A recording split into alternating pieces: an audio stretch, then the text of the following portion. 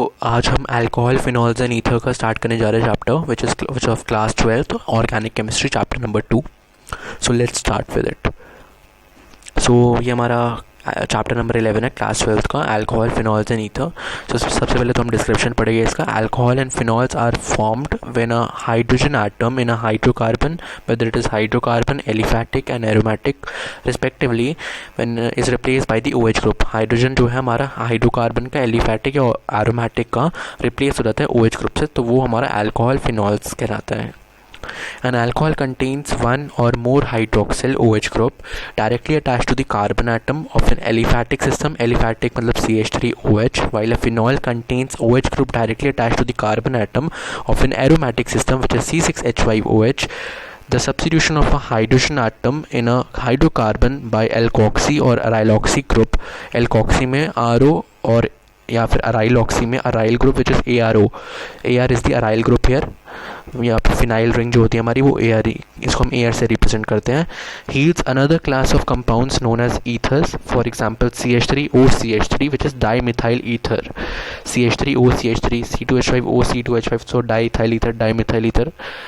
These are some examples of symmetrical ethers. Now we will also talk about about the symmetry of the ether, or whether they are symmetrical or unsymmetrical.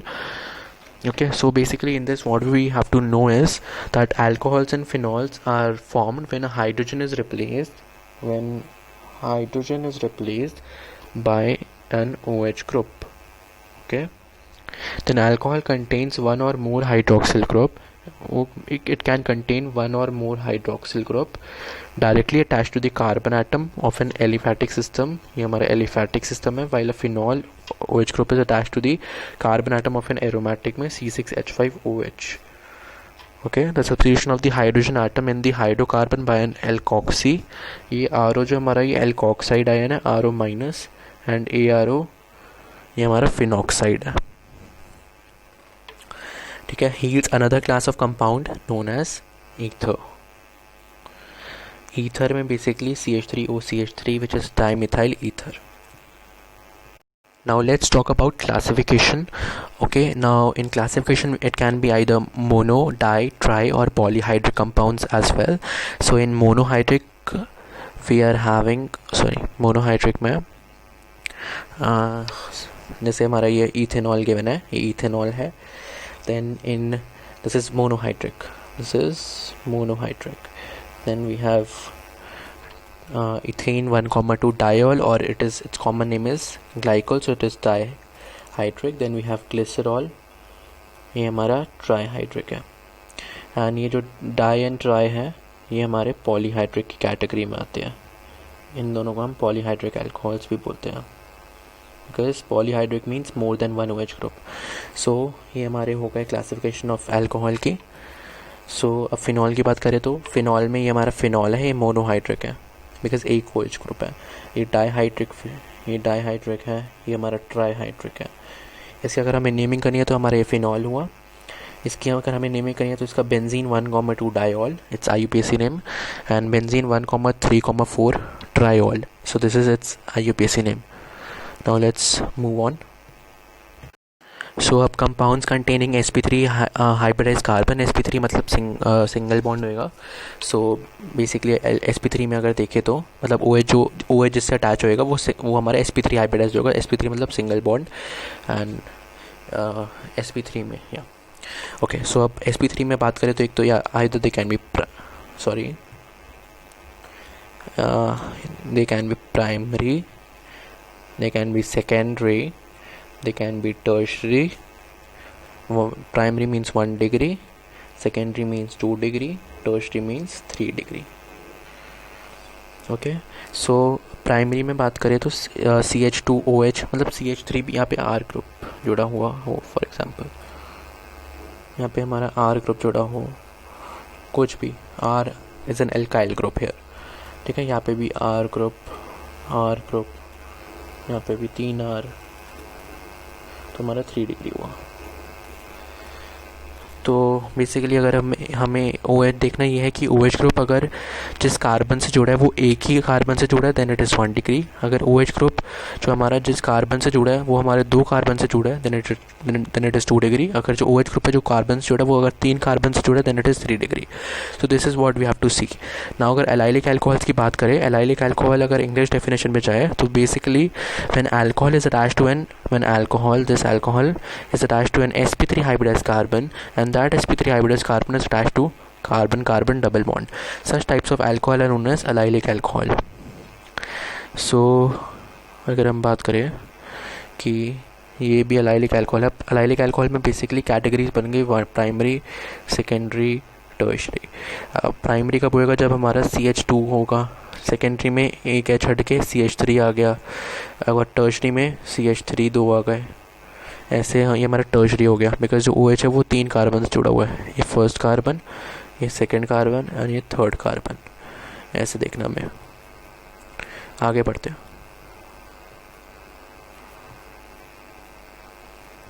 अब बात करते हैं हम benzyl alcohol की।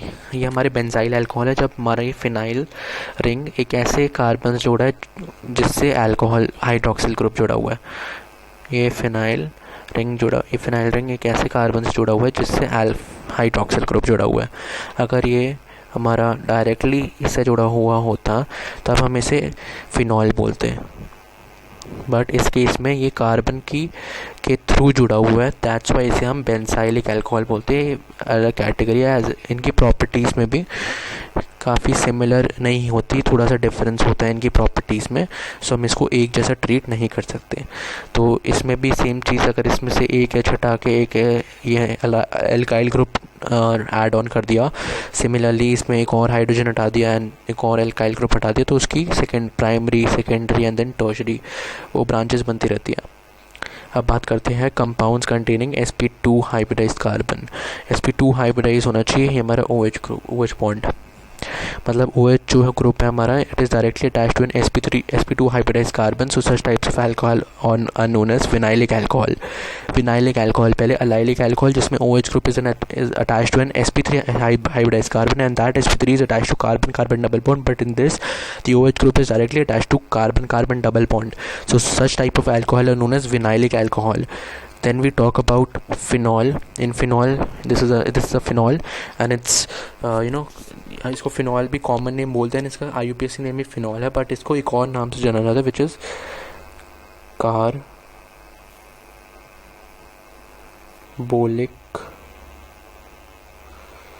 Carbolic acid.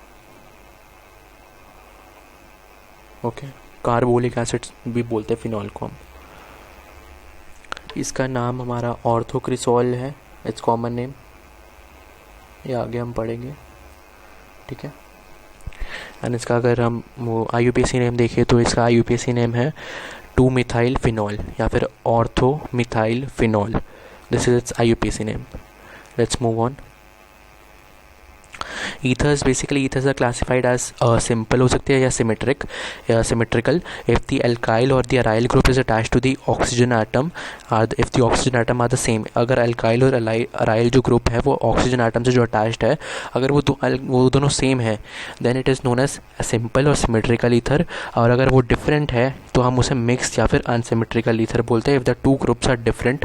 For example अगर symmetrical की बात करें तो सिमेट्रिकल में बेसिकली डाईइथाइल ईथर ये एक सिमेट्रिकल ईथर का एग्जांपल है। और अगर हम अनसिमेट्रिकल की बात करें, अनसिमेट्रिकल की ये C2H5OCH3 in this methoxyethane it's common name, या फिर C2H5OC6H5 इथाइल फिनाइल ईथर। सो ये हमारा इसका वो है, क्या कहते हैं, कॉमन नेम है। इसको हम इथॉक्सी बेंजीन भी बोलते हैं, इथॉक्सी बेंजीन। एंड इसका एक और इसका कॉमन नेम है फेनीटोल,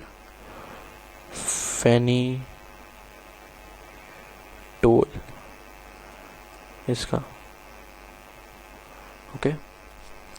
इसको हम बोलते हैं, इसमें छोटा ग्रुप कौन सा है, CH3, सॉरी छोटा मतलब small number of carbon atom किसके पास है, CH3, तो इसको हम बोलेंगे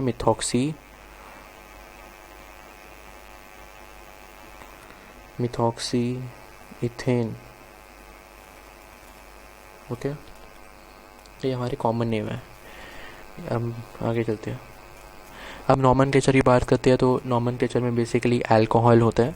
अल्कोहल की बात करें तो common name of an alcohol is derived from the common name of the alkyl group and adding the word alcohol to it. Okay, for example CH3OH की बात करें तो ये मिथाइल अल्कोहल है।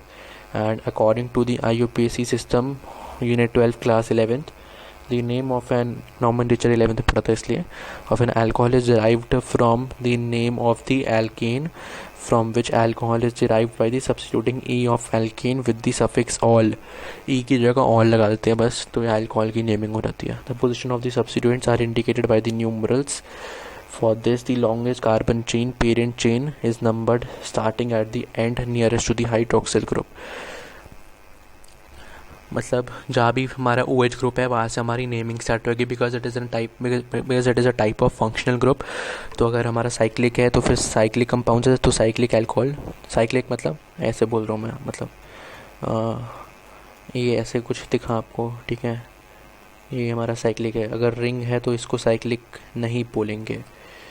साइक्लिक के लिए ऐसे ही होने चाहिए, या फिर ये हो तो साइक्लिक हो गया, ये OH समथिंग लाइक दैट कुछ हो, ठीक है। ये हमारे साइक्लिक कंपाउंड्स होते हैं, तो हम उसमें प्रीफिक्स में साइक्लो ऐड करेंगे, otherwise not considering the OH group attached to the carbon first. तो मतलब जैसे ये हमें गिवन है, ठीक है, यानी OH लगा हुआ है तो इसको हम फर्स्ट नंबर ही ट्रीट करेंगे। इसका नाम होएगा साइक्लो। कितने कार्बन है? 1 2 3 4 5 कार्बन है तो पेन, और फर्स्ट कार्बन पे ऑल है तो पेंटेनॉल ही लिख देते हैं, पेंटेनॉल, या फिर 1 ऑल भी लिख सकते हैं इसको, ठीक है ना। अब आगे चलते हैं हम।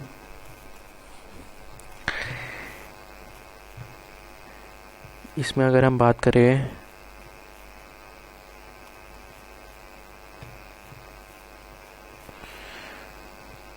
इसमें बात करें तो ये जो मैंने मार्क करे हुए हैं ये इम्पॉर्टेंट है कॉमन नेम्स के पॉइंट ऑफ व्यू से। जैसे फर्स्ट इसमें हमारा ये हमारा मीथेनॉल है, ये इसको हम एन प्रोपाइल अल्कोहल बोलते हैं। सेकंड वाले को इसका आइसोप्रोपाइल अल्कोहल है, कॉमन नेम की बात कर रहा हूँ। इसका ये हमारा आइसोप्रोपाइल अल्कोहल है, इसको हम एन ब्यूटाइल अल्कोहल बोलते हैं। इसको हम सेकेंडरी बोलते हैं, सेकेंडरी ब्यूटाइल अल्कोहल। इसको हम आइसो ब्यूटाइल अल्कोहल बोलते हैं। इसको टर्शरी ब्यूटाइल अल्कोहल बोलते हैं। इसको ग्लिसरॉल बोलते हैं। ये हो गई कॉमन नेम की बात।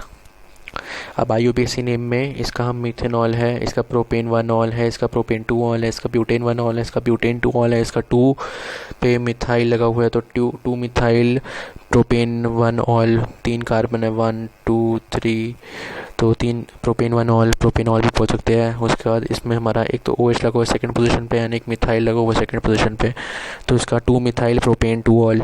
उसके बाद फिर इसमें 3 है प्रोपेन 1 2 3 ट्राइऑल। ये सबसे इम्पोर्टेंट है IUPAC में। आगे बढ़ते हैं।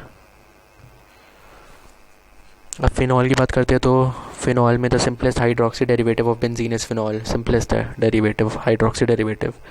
ये ऐसा होता है, देखा था अभी, ये फिर से बनाता हूँ यार, कुछ ऐसा होता है।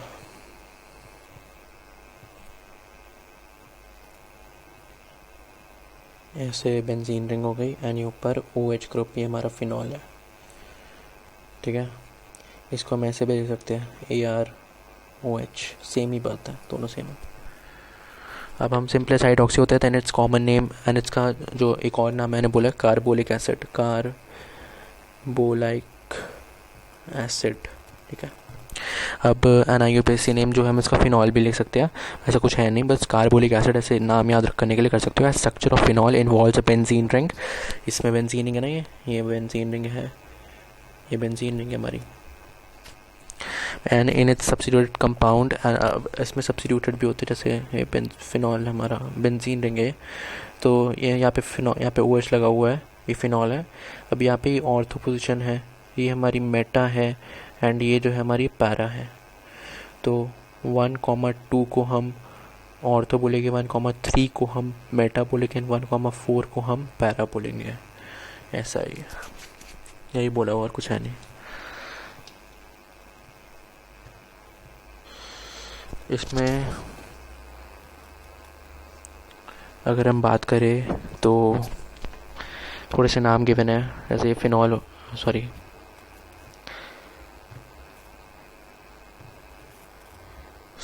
वेट फॉर मिनट, या अब इसमें ये हमारा जैसे फिनॉल है, अभी जो है इसमें ये ऑर्थो पोजीशन है, ये मेटा है, ये हमारी पैरा है, यहाँ पे भी ऑर्थो है, ये मेटा है एंड ये पैरा है। तो ये हमारा फिनॉल है, ठीक है ना। अब इसमें ये हमारा, अगर ये हमारा OH है तो ये हमारी फर्स्ट पोजीशन हुई, ये हमारी सेकंड हुई, तो हमारा वो क्या लगेगा, ऑर्थो क्रिसोल। ऐसे ही ये हमारा ये सेकंड हुई, ये थर्ड है, थर्ड पे हमारा मेटा होता है, तो मेटा क्रिसोल, इसका कॉमन नेम है ये, ठीक है। ये हमारा फोर्थ पोजीशन हुई, फोर्थ, तो इसको हम बोलेंगे पैरा क्रिसोल। तो ऐसे नेमिंग होती है इसकी। अब इसमें होते हैं हमारे डाईहाइड्रोक्सी डेरिवेटिव, मतलब 2 OH group dihydroxy derivative of benzene are known as 1,2, 1,3 and 1,4 benzene diol. ये हमारा है बेंजीन 1,2 डायोल, ये हमारा बेंजीन 1,3 डायोल और बेंजीन 1,4 डायोल। इसका कॉमन नेम हमारा कैटेकोहॉल है, इसका रिजोर्सिनॉल है, इसका हाइड्रोक्यूनॉन और क्यूनॉल है। क्यूनॉल है, क्यूनॉन नहीं, आई एम रिपीटिंग, इसका क्यूनॉल है, क्यूनॉन नहीं, ओके। क्यूनॉन आगे पढ़ेंगे। ईथर्स की बात करें तो common name of ethers are derived from the names of the alkyl, हो गया aryl groups, written as separate in the alphabetical order. और ईथर फॉर एग्जांपल CH3OC2H5, मतलब मिथाइल इथाइल ईथर, इसको इथाइल मिथाइल ईथर बोलेगी because alphabetical order में naming ethyl E पहले आता है, तो इसलिए। अब इसमें देखें तो टेबल में ये डाईमिथाइल हो गया ईथर, ये डाईथाइल हो गया, इसके बाद इसमें सॉरी हटा देता हूँ यहाँ, इसका हमारा हो गया methyl and propyl ether, methyl and propyl ether, ठीक है। इसका ये बहुत इंपॉर्टेंट है, फोर्थ वाला बहुत इंपॉर्टेंट है जो मैं कर रहा हूँ, इट्स वेरी इंपॉर्टेंट, C6H5OCH3। तो ये हमारा हो गया मिथॉक्सी बेंजीन, इसको हम वो भी बोलते हैं, क्या कहते हैं, एनिसोल भी बोलते हैं, कॉमन बहुत important anisole, and methyl phenyl ether भी बोलते हैं। उसके बाद C6H5OCH2CH3, अभी देखा था हमने फेनिटोल, इसको हम इथाइल फिनाइल ईथर भी बोलते हैं, इसको इथॉक्सी बेंजीन भी बोलते हैं। पहले को मिथॉक्सी बेंजीन, इसको इथॉक्सी बेंजीन। इथॉक्सी बेंजीन का कॉमन है फेनिटोल, उसका एनिसोल, इसका फेनिटोल, उसका एनिसोल। अब C6H5OCH2 6CH3। अब इसमें हम देखते क्या है, जो भी हमारा जो पेरेंट चेन है वो हमारी स्मॉलेस्ट चेन होएगी ना, स्मॉलेस्ट चेन के आगे हम ऑक्सी लगा देते हैं, जैसे मिथाइल और इथाइल में मिथॉक्सी इथेन, फिनाइल और हेप्टाइल में फिनॉक्सी हेप्टेन, समझ रहे हो। ये देखो भाई, IUPAC ने में फिनॉक्सी हेप्टेन लिखा हुआ है, एंड उसमें कॉमन नेम में हेप्टाइल फिनाइल ईथर, हेप्टाइल और फिनाइल में से H पहले आता है अल्फ़ाबेटिकली, तो H पहले लेगा, ऐसे नेमिंग होती है ईथर्स की हमारी। अब आगे बात करें तो C6H5OCH2CH2। अब इसमें आपको देखना क्या है, इसमें आपको देखना है एक जगह लगा हुआ है फिनाइल एंड एक जगह लगा हुआ है हमारी ये वाला ग्रुप, आइसोप्रोपाइल वाला ग्रुप, ठीक है ना। ये है हमारा आइसोप्रोपाइल वाला ग्रुप।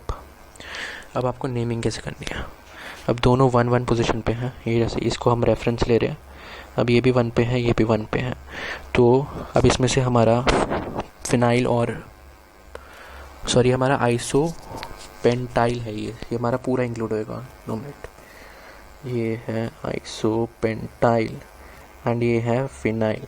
अब पेंटाइल और फिनाइल में से हमें फिनाइल आगे रखेंगे हम, and isopentyl ether, phenyl isopentyl ether, एक तो ये चीज़ हो गई। सेकंड, इसका अगर हम IUPAC नेम देखें तो इसमें ये 1 हो गया, ये 2 है, ये 3, अब 3 पे मिथाइल ग्रुप लगा हुआ है, 3 मिथाइल और टोटल 4 है, ब्यूटेन होना चाहिए, बट ब्यूटॉक्सी इसलिए क्योंकि ये स्मॉलेस्ट चेन है, अब दूसरी फिनाइल है, तो बेंजीन हो गया।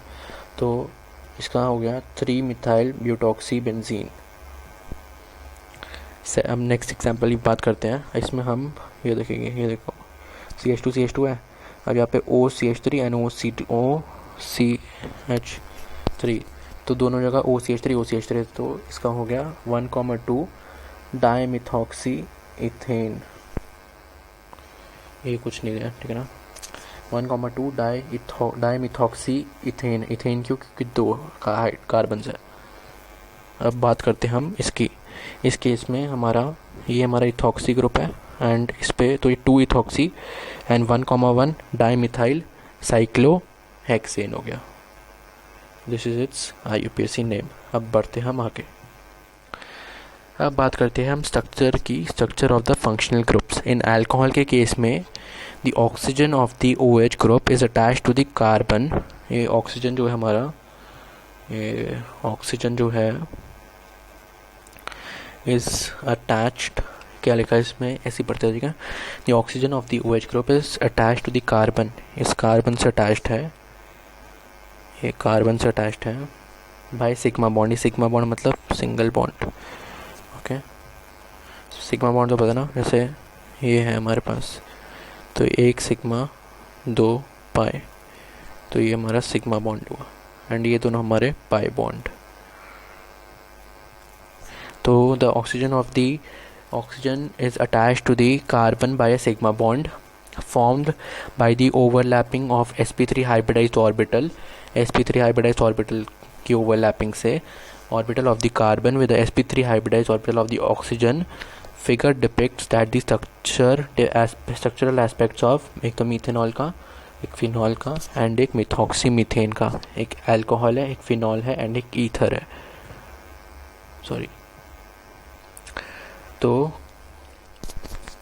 मीथेनॉल के केस में अगर हम देखें तो इसकी बॉन्ड लेंथ हमारी 142 पिकोमीटर है C और O की, एंड इसकी OH की 96 पिकोमीटर है एंड C और O की इसमें 136 पिकोमीटर है, इसमें 141 पिकोमीटर है। तो CO की अगर हम बॉन्ड लेंथ देखें तो सबसे ज़्यादा किस केस में है, सबसे ज़्यादा हमारी मीथेनॉल के पास, मीथेनॉल के केस में है। देन सबसे फर्स्ट हमारा मीथेनॉल है, सेकंड मिथॉक्सी मीथेन है। ये कुछ ऐसा रिलेशन बन रहा है। थर्ड नंबर पे 136 पिकोमीटर है। तो हम कह सकते हैं कि अल्कोहल की बॉन्ड लेंथ सबसे ज़्यादा होती है, देन हम ईथर्स की, देन फिनॉल की। अब ऐसा उसके बाद एंगल में देखें तो 108 डिग्री, 8.9 डिग्री, इसका 109 डिग्री एंड 11 बॉन्ड।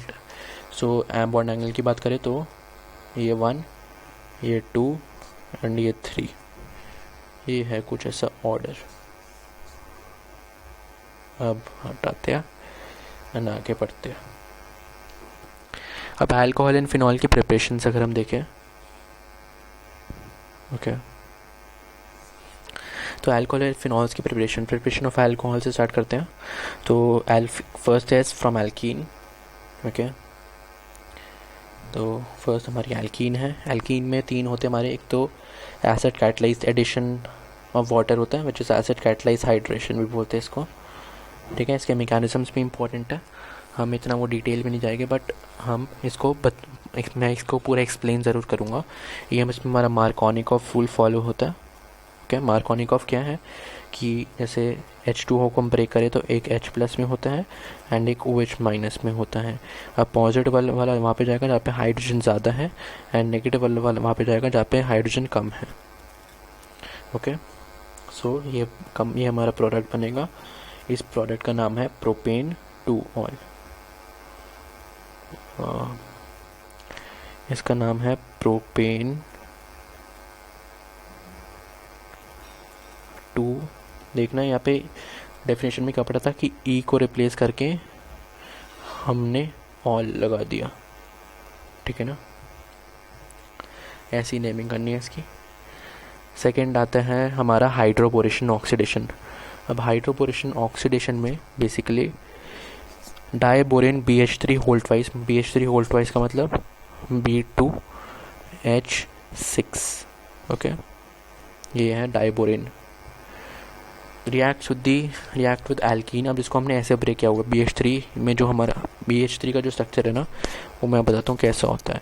एक H और एक पीछे वाला H, ये हमारा पार्शियल पॉजिटिव होता है, ये हमारा partial negative, partial negative, partial negative. अब ये जो B पार्शियल पॉजिटिव होता है ना, ये हमें इसको अनस्टेबल बनाता है। क्या बनाता है? अनस्टेबल। अभी अगर अनस्टेबल हो जाता है तो फिर आगे रिएक्शन कैसे होगी? तो इसको अनस्टेबल नहीं होने देना, तो तभी हम यूज़ करते हैं THF, विच इज़ टेट्राहाइड्रो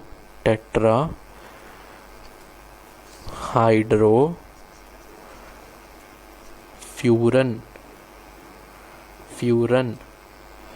इसका स्ट्रक्चर कुछ ऐसा होता है। ये हमारा फ्यूरन होता है एंड ये हमारा टेट्राहाइड्रो फ्यूरन होता है। ओके, तो हम यूज़ करते हैं THF का। ये हमारा BH3 होल ट्वाइस को डाइमराइज करने में मदद करता है। डाइमराइज रहेगा तो स्टेबल रहेगा एंड ये रिएक्शन में पार्टिसिपेट करने देगा BH3 होल ट्वाइस को। अब इसको हम ऐसे ब्रेक करते हैं क्योंकि एक H इसका यहाँ पे जाना है एंड BH2 इसका यहाँ पे जाना है। ठीक है, अब हुआ क्या? H यहाँ पे गया, BH2 यहाँ पे। तो सबसे पहले तो हमारा एक इंटरमीडिएट बनता है, उसके बाद ये होता है। फॉर एग्जांपल मैं बताता हूँ, ऐसे होता हूँ, ये है हमारा प्रोडक्ट बनेगा जो, ठीक है, CH है, ये H डबल बॉन्ड टूटेगा तो यहाँ पे एक हाइड्रोजन आएगा। ये भी ऐसी पार्शल है ना, बॉन्ड ऐसे अभी बना नहीं है बॉन्ड। यहाँ पे B है, ये H2 है, ये बॉन्ड बना नहीं अभी। ये हमारा CH2 है, तो एक इंटरमीडिएट बनाता है। ये इंटरमीडिएट जब पूरा बन जाता है तब कुछ ऐसा दिखता है हमें। इसमें आगे ऐसे ये बॉन्डिंग होती है, अभी ये बॉन्डिंग फिर टूट जाती है। ओके, तो ये हमारा बना फर्स्ट। इसको फिर से हम प्रोपीन के साथ रिएक्ट करवाएंगे तो हमारे पास इसका ऐसा आएगा, ये R2BH ऐसा आएगा। अब इसको एक और हाइड्रोजन हटाना है हमें, तो ये हमें लास्ट में कुछ ऐसा सा प्रोडक्ट दिखाई देगा। इसको बोलते हैं ट्राई एल्काइल बोरेन। ओके, इसको हाइड्रोजन को फिर से हटाने के लिए एक और बार प्रोपीन के साथ रिएक्ट करवाएंगे। प्रोपीन क्या करेगा? प्रोपीन के साथ अगर हमें रिएक्ट करवाएंगे तो कुछ ये जो ट्वाइस है ये हमारा थ्राइस में बदल जाएगा एंड H की जगह B रह जाएगा बस, और कुछ नहीं। H की जगह ये आ गया। चलो, ये बन गया R3B which is try alkyl borane. अब हमारा हाइड्रोबोरेशन ऑक्सीडेशन में से हाइड्रोबोरेशन वाला पार्ट तो कंप्लीट हो गया। अब इसका हमें ऑक्सीडेशन करवाना है। अब ऑक्सीडेशन करवाने के लिए बेसिकली इसको वाटर के साथ रिएक्ट करवा के 3 मोल्स ऑफ हाइड्रोजन पर ऑक्साइड, 3 मोल्स ऑफ हाइड्रोजन पर ऑक्साइड लीजिए, H2O2 पर ऑक्साइड लिंकेज। अब इससे आपको बनेगा क्या? प्रोपेनॉल 3 मोल एंड ये ऑर्थोबोरिक एसिड, ये ऑर्थोबोरिक एसिड। ओके, इसको हम ऐसे भी लिख सकते हैं H3BO3। अब ये hydroboration oxidation is considered as best method. Why? हाँ, क्वेश्चन आता है वाई। सो इसलिए क्योंकि हमें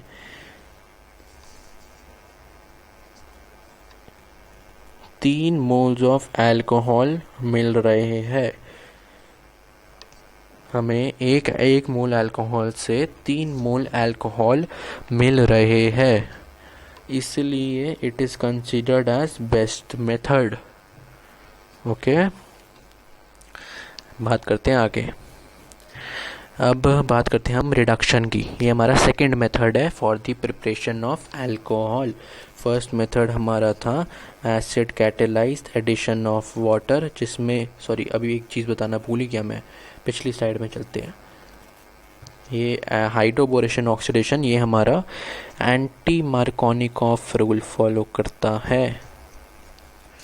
कौन सा? एंटी मार्कोनिकॉफ रूल, क्योंकि अगर आपके पास ये वाला प्रोडक्ट है, ये है प्रोडक्ट प्रोपीन, इसके साथ आप अगर आप प्लस H2O किसी रिएक्शन करवाते हैं तो आपके पास ये आता है। तो OH जो है हमारा, इसमें OH माइनस वहाँ पे जुड़ रहे हैं जहाँ पे हाइड्रोजन का नंबर ज़्यादा है, एंड H प्लस वहाँ पे जुड़ रहे हैं जहाँ पे हाइड्रोजन का नंबर कम है। सो हमारा ये एंटी मार्कोनिकॉफ रूल को फॉलो कर रहा है। ओके, बढ़ते हैं आगे। इसमें टेट्राहाइड्रोफ्यूरन की प्रेजेंस इम्पॉर्टेंट है। बढ़ते हैं आगे। अब वो हमारा फर्स्ट मेथड की एल्कीन से था। एल्कीन में दो थे हमारे, एक तो acid catalysed addition of water जो हमारा मार्कोनिकॉफ रूल फॉलो करता है, and second is hydroboration oxidation जो हमारा एंटी मार्कोनिकॉफ रूल फॉलो करता है। अब आते हैं हमारा सेकंड मेथड, वो फ्रॉम एल्कीन था। अब सेकंड है from by reduction of carboxylic acid and ester. अब सबसे पहले रिड्यूसिंग एजेंट हमें पता होने चाहिए कौन कौन से होते हैं। लिथियम एल्यूमिनियम हाइड्राइड, एक तो फर्स्ट ये है NaBH4 भी यूज़ कर सकते हैं आप। Lithium, platinum, palladium in the presence of hydrogen, okay, ये भी यूज़ कर सकते हैं आप। या फिर lithium aluminium hydride, sodium borohydride, ये तीन हैं। हाइड्रोजन की प्रेजेंस में प्लैटिनम, पैलेडियम और लिथियम कुछ भी यूज़ कर सकते हैं। वो आपको 2H+ देता है। कैसे? एक H हमें मिला RCH2, ये जैसे ये 2H हमें मिले, ये 2H है जो हमें मिले हैं रिडक्शन से। तो कार्बोक्सिलिक एसिड के रिडक्शन से हमें अल्कोहल मिलता है। अब एस्टर के रिडक्शन से हमें क्या मिलेगा? अब जैसे RCOH है, ठीक है, अब इसका R-OH से करवाएंगे तो ये एस्टरिफिकेशन हुआ, इसमें आपको बना RCOOR-, ठीक है। अब इसको आप रिडक्शन करवाएंगे तो आपके पास आएगा RCH2OH एंड R-OH, तो इसमें 2 अल्कोहल आपको मिल रहे हैं। अगर आपका if R- is equals to R होगा तो दोनों अल्कोहल आपके सेम आपको मिलेंगे।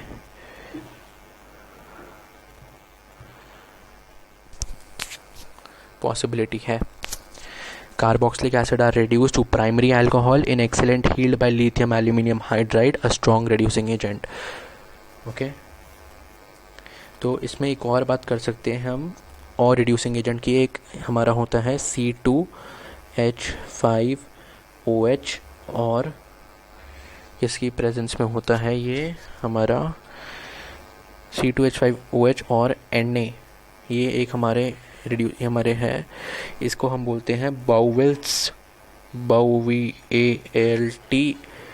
Blank reduction. Okay, Bouveault Blanc reduction देख लीजिए एक बार, बोवेल्ट ब्लैंक रिडक्शन इरेज कर देते हैं। अब बात करते हैं हम प्रिपरेशन ऑफ फिनॉल की। प्रिपरेशन ऑफ फिनॉल में हमारे पास फिनॉल का हमारा दूसरा नाम कार्बोलिक एसिड, बार बार बोलते रहेंगे जब तक समझ नहीं आ रहा थे। Carbolic acid. First preparation of phenol from haloarene. Chlorobenzene is fused with NaOH at 623 and 300 atmosphere pressure. Phenol is obtained by acidification of sodium phenoxide, so produced. This is sodium phenoxide, this is chlorobenzene, this is phenol. अगर हम इसमें 623 kelvin and 300 ATM extra temperature and pressure apply करते हैं तब भी हमारा phenol possible है बनना, वरना रिएक्शन पॉसिबल नहीं है। एंड ऐसी स्पेसिफिक रिएक्शन के नेम होते हैं जिसका नाम है डाउस process. Okay, extra temperature and pressure supply करने के बाद ही ये रिएक्शन पॉसिबल है क्लोरोबेंजीन से फिनॉल। कैसे बनाओगे? अगर ये ना हो तो ये रिएक्शन भी ना हो, ऐसा है। ये सोडियम फिनॉक्साइड बीच में बनता है, ओ Na निकल जाता है एंड NaHCl बाहर निकल आता है, ONa यहाँ पे लग जाता है। अब इसका हम हाइड्रोलिसिस भी करवा सकते हैं, ठीक है। ये HCl के साथ रिएक्ट करवा के NaCl बाहर निकालो, OH ऐड करो, OH लाओ, बस। बढ़ते हैं आगे। Second is from benzene sulphonic acid. Benzene का सबसे पहले सल्फोनेशन करवा दो ओलेम की प्रेजेंस में, ठीक है।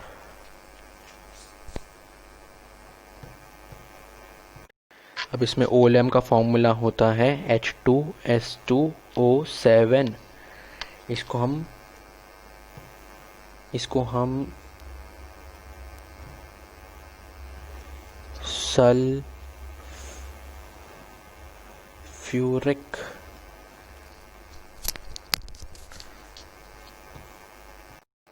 इसमें अंतर है 2 मिनट।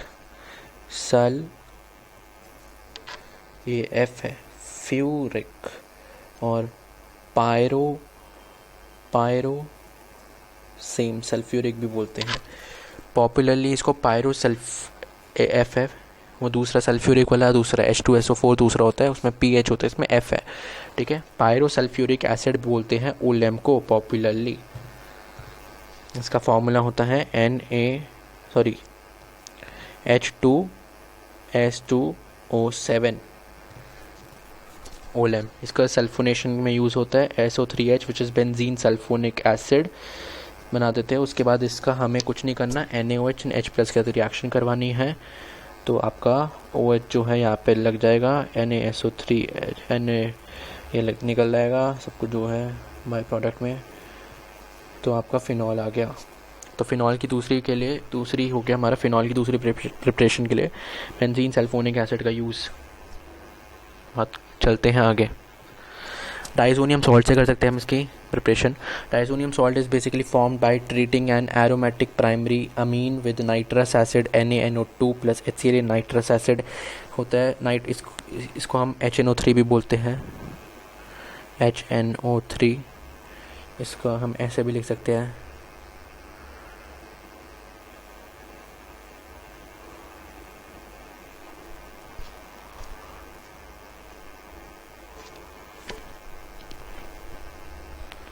इसको NaNO2 प्लस HCl को HNO3 बोलते हैं, ये यूज़ कर सकते हैं हम। तो NaNO2 plus HCl in the presence of 273 to 278 kelvin और 0 to 5 डिग्री सेल्सियस, ठीक है। तो बनेगा क्या हमारा benzene diazonium chloride. Benzene diazonium chloride N2Cl होता है, N2 के ऊपर पॉजिटिव, Cl के ऊपर minus. Benzene diazonium chloride salt बन जाएगा आपके पास। उसके बाद सीधा वाटर के साथ वार्म करवा के OH आ जाएगा, ये N2 सेपरेट हो गया, HCl हो गया, OH ऊपर लग गया। ना कुछ नहीं, diazonium salt are hydrolysed to phenol by warming with water और ट्रीटिंग विद डाइल्यूट एसिड, कुछ भी कर सकते हो, ठीक है। बढ़ते आगे। एक क्यूमीन होता है, क्यूमीन के साथ करवा दो। ये हमारा क्यूमीन है, देखो बेंजीन है CH3CH3। इसका हमारा एक IUPAC नेम होता है आइसोप्रोपाइल बेंजीन,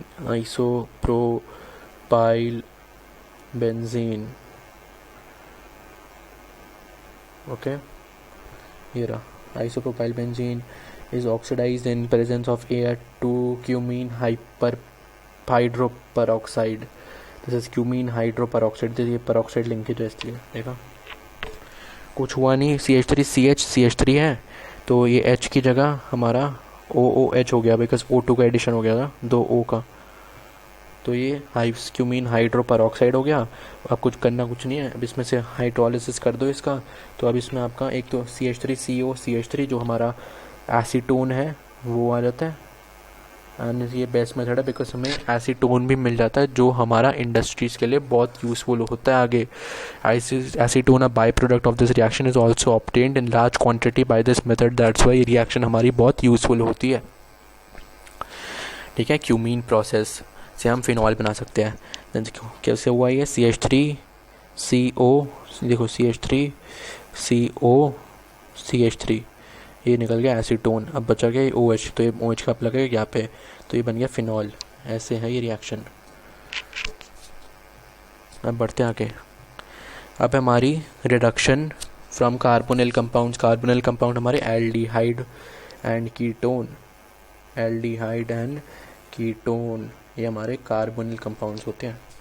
अब बाय रिडक्शन करना उनका एल्डिहाइड एंड कीटोन का, तो हमें अल्कोहल बनेगा। एल्डिहाइड के रिडक्शन से हमें 1 डिग्री बनेगा, 1 डिग्री अल्कोहल, और कीटोन से हमें 2 डिग्री अल्कोहल। 3 डिग्री अल्कोहल हमें नहीं मिलता, बिकॉज 3 डिग्री अल्कोहल के लिए हमें पॉसिबल नहीं है 3 डिग्री अल्कोहल बनाना, ठीक है ना। तो एल्डिहाइड एंड कीटोन का अगर हम, aldehyde and ketone are reduced to the corresponding alcohols by addition of hydrogen in the presence of catalyst. Catalytic hydrogenation बोलते हैं the usual catalyst finely divided metals such as platinum, palladium और nickel reducing agents. It is also prepared by treating aldehyde and ketone with sodium borohydride or lithium aluminum hydride, LiAlH for aldehyde yield primary alcohol, whereas ketone yield secondary alcohol, जो अभी बोला, ठीक है। तो RCHO, this is aldehyde, RCOR- ये हमारा ketone है। इसको हमने हाइड्रोजन, पैलेडियम और NaBH4 के साथ करवाया, तो हमें अल्कोहल RCH2OH एंड RCHOHR- मिले, ठीक है। तो इसमें हमें ये 1 डिग्री है, ये 2 डिग्री है। बढ़ते हैं आगे। अब बात करते हैं फिजिकल प्रॉपर्टीज़ की। फिजिकल प्रॉपर्टीज़ में replacement of hydrogen with a hydroxyl group greatly changes properties. जैसे RH में से minus of H plus of OH ROH, तो इसमें प्रॉपर्टीज़ का बहुत ज़्यादा चेंज हो जाता है, ठीक है ना, डिफरेंट। अब वही हम जानेंगे क्या डिफरेंस है। तो रिप्लेसमेंट यही बोल रहा है, ये not as homologous as alkenes की जैसे नहीं होती है। इनका बॉइलिंग पॉइंट हाई होता है due to short intermolecular interactions होती है। सॉल्युबिलिटी की बात करें तो the more compact, higher boiling point का ये रीज़न है, ठीक है, लिख देना। Solubility, the more compact the molecule is the more soluble it is, okay. जितना कॉम्पैक्ट होएगा मॉलिक्यूल उतना वो सॉल्युबल होएगा। 4 to 5 कार्बन्स और less soluble in water, 4 to 5 वाले लेस होते हैं सॉल्युबल, ठीक है ना। जितना ज़्यादा कार्बन बढ़ते जाएंगे, जितना ज़्यादा कॉम्पैक्ट, नहीं 4 to 5 वाले ही सॉल्युबल होते हैं, बाकी जितने ज़्यादा कार्बन चेन बढ़ती जाती है तो वो हमारे कॉम्पैक्ट लेस होते हैं, कम कॉम्पैक्ट होते हैं, वो हमारे सॉल्युबल नहीं होते, ठीक है ना। 4 to 5 कार्बन तक ही हमारे सॉल्युबल होते हैं, बाकी उससे ज़्यादा वाले लेस सॉल्युबल हो जाते हैं। बढ़ते आगे।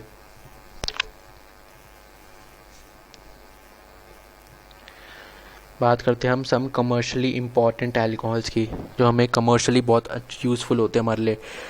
मीथेनॉल फर्स्ट है। Methanol CH3OH also known as wood spirit, important है। मीथेनॉल को वुड स्पिरिट बोलते हैं। Was produce by destructive distillation of wood.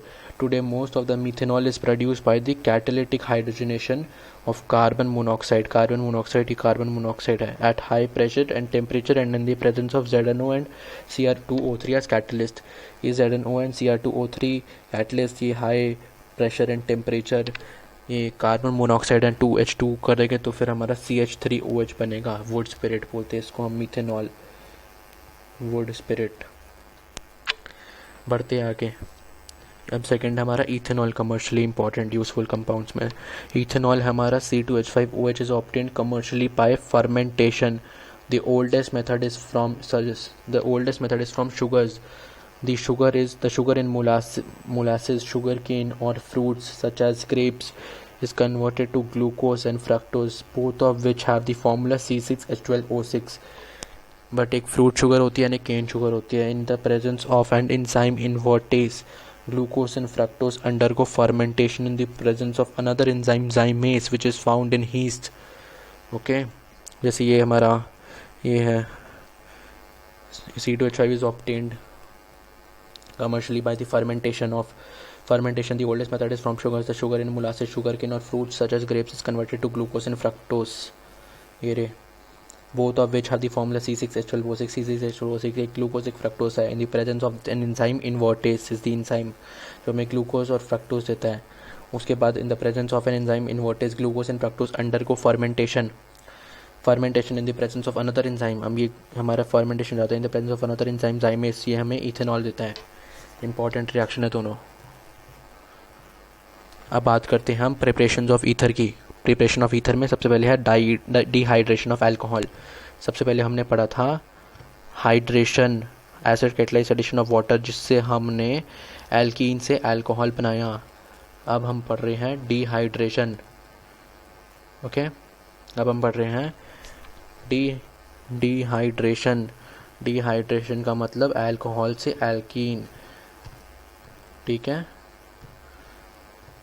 मतलब जैसे ये है हमारा alcohols undergo dehydration in the presence of protic acid H2SO4 H3PO4।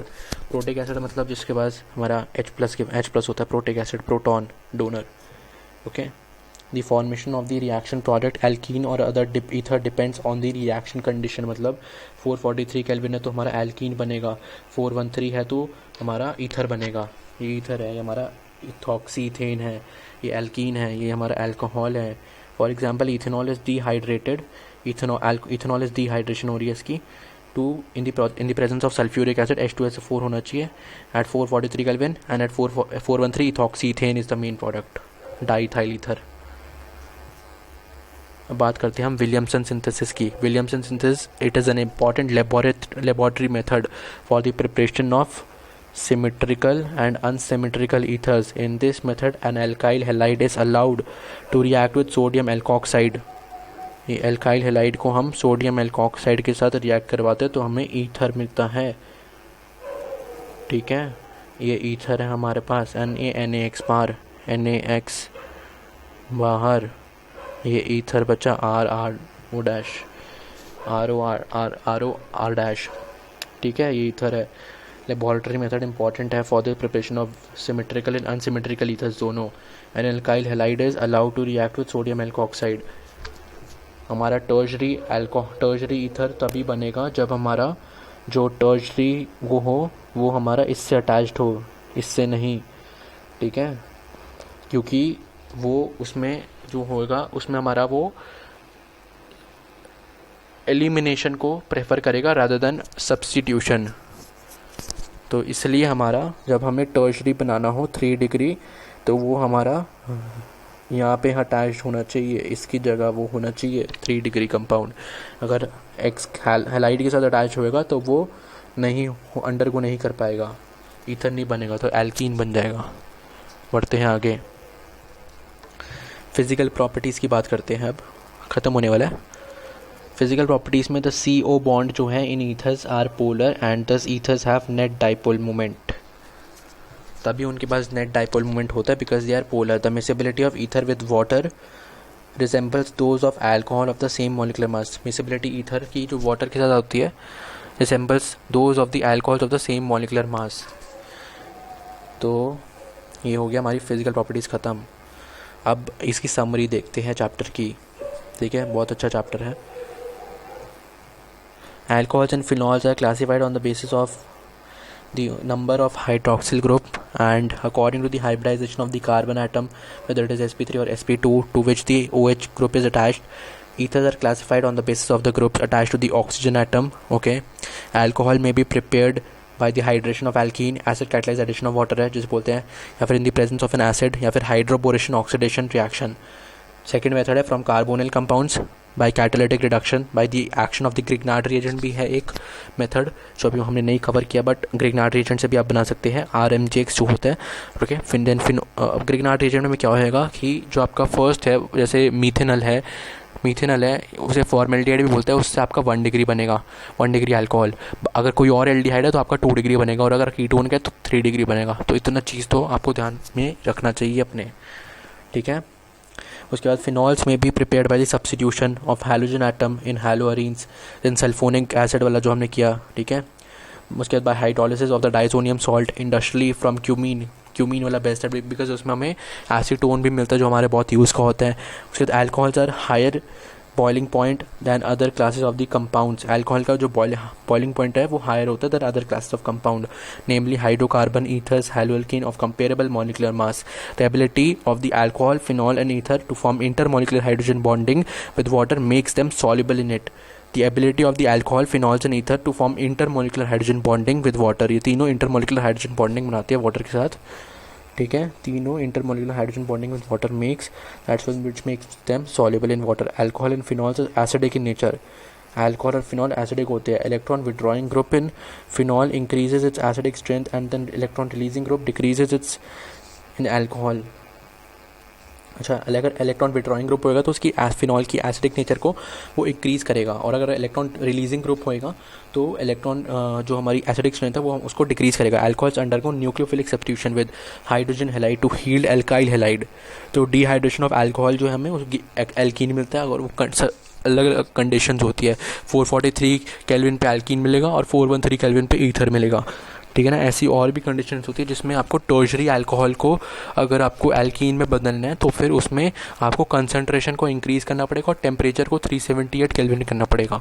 समझ रहे हो. 20% ऑफ H2SO4 एंड 378 केल्विन पे आपको टर्शरी एल्कीन आइसोब्यूटाइलिन मिलेगा अगर आप टर्शरी एल्कीन लेते हैं तो. उसके बाद oxidation the primary alcohol heats aldehyde. Primary alcohol से आपको एल्डिहाइड मिलेगा. एंड माइल्ड ऑक्सीडाइजिंग एजेंट भी होते हैं हमारे, जैसे पीसीसी पायरिडिनियम क्लोरोक्रोमेट पीडीसी हो गया. देन एनहाइड्रस CrO3 हमारे जो है ये माइल्ड ऑक्सीडाइजिंग एजेंट है. और हमारे स्ट्रॉन्ग ऑक्सीडाइजिंग एजेंट भी होते हैं KMnO4 K2Cr2O7, ये हमारे स्ट्रॉन्ग ऑक्सीडाइजिंग एजेंट है. तो इससे हमें स्ट्रॉन्ग ऑक्सीडाइजिंग एजेंट का जब भी हम यूज़ करते हैं तो हमें कार्बोक्सिलिक एसिड मिल जाता है. ठीक है. एंड जो हमारा वीक होते हैं वो माइल्ड ऑक्सीडाइजिंग एजेंट होते हैं वो हमारे एल्डिहाइड पे ही रुक जाते हैं. तो उसके बाद presence of the OH group in phenol activates the aromatic ring towards the electrophilic substitution effect. ठीक है. अब एक रीमर-टीमन रिएक्शन होती है of phenol and it is very important. Reimer Tiemann Kolbe's reaction exam में बहुत आती है. तो Reimer Tiemann reaction of phenol yields salicylic aldehyde and in the presence of the sodium hydroxide. ठीक है. रीमर-टीमन के में होते हैं. And phenol generates phenoxide ion. Phenoxide ion is more stable then phenol because phenoxide ion में charge separation possible है, phenol में नहीं है. ओके. तो ये रीज़न है. तो ये मैं समरी में ही कवर करूँ, ये बहुत इंपॉर्टेंट चीज़ें हैं. Thus in alkaline medium the phenol undergoes Kolbe's reaction. Kolbe's reaction में CO2 होता है हमारा. ठीक है. जो हमें सैलिसिलिक एसिड देता है बाद में. रीमर-टीमन हमें सैलिसिलिक एल्डिहाइड के लिए and Kolbe's salicylic acid के लिए. ईथर्स में भी prepared by the dehydration of alcohol. Dehydration of alcohol से भी प्रिपेयर हो सकते हैं ईथर. ठीक है. डिहाइड्रेशन ऑफ अल्कोहल ही है. उसके विलियमसन सिंथेसिस एक बहुत इंपॉर्टेंट मेथड है. और अगर इसमें हमें टर्शरी ईथर बनानी है तो टर्शरी ईथर के लिए जो टर्शरी कार्बन वाली चेन है वो हमारे अरोना के साथ ONA के साथ अटैच होनी चाहिए. हेलाइड के साथ नहीं. हेलाइड के साथ पॉसिबल नहीं होगा बिकॉज वो एल्कीन बना देगा rather than ईथर.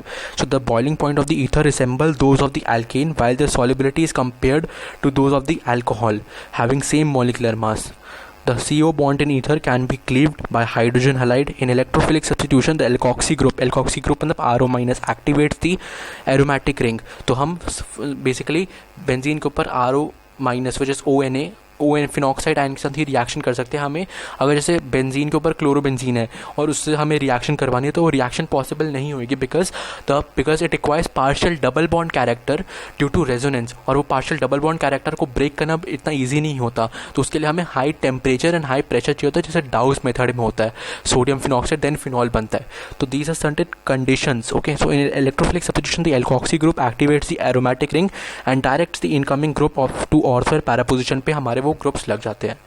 ठीक है. So this was all about the summary of the chapter and thank you so much. ऐसे ही आपके लिए वीडियोस आती रहेगी. ये अल्कोहल फिनॉल्स एंड ईथर के ऊपर थी, वन शॉट बेसिकली रिविजन थी एंड आगे भी आती रहेगी videos. Thank you so much. Please subscribe the channel.